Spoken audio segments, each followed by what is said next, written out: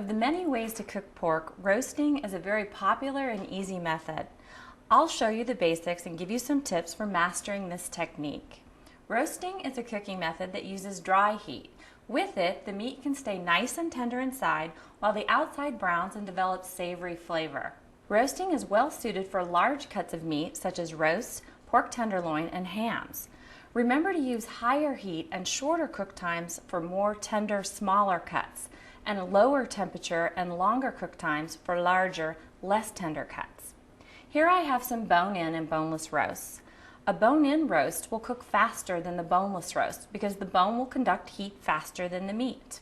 So as you can see, my meat's already been prepared for roasting. If your meat is uneven, feel free to use string to tie it into a neat bundle. This will help with even cooking. Simply place the pork into a roasting pan and place into an oven preheated to 350 degrees Fahrenheit. For a crisper surface on your roast, make sure your oven is fully preheated before placing your roast in it. You won't need to cover the roast while it cooks, since this will allow it to brown.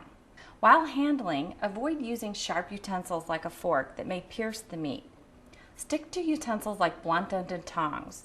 You want to avoid overly piercing the meat because the juices can escape, letting the meat dry out. Here's a roast that I've already prepared. Make sure and always check the temperature of your meat with a meat thermometer. Insert the thermometer into the thickest part without hitting the bone, and based on the suggested time listed on the cooking chart, remove the pork from the oven. Tent the pork with aluminum foil and let it rest for 10 minutes, allowing the juices to redistribute before carving. Our roast is rested and now we're ready to carve and serve. While slicing, go against the grain. This will make the meat easier to chew. There's nothing like roasted pork. It's so easy and so tasty.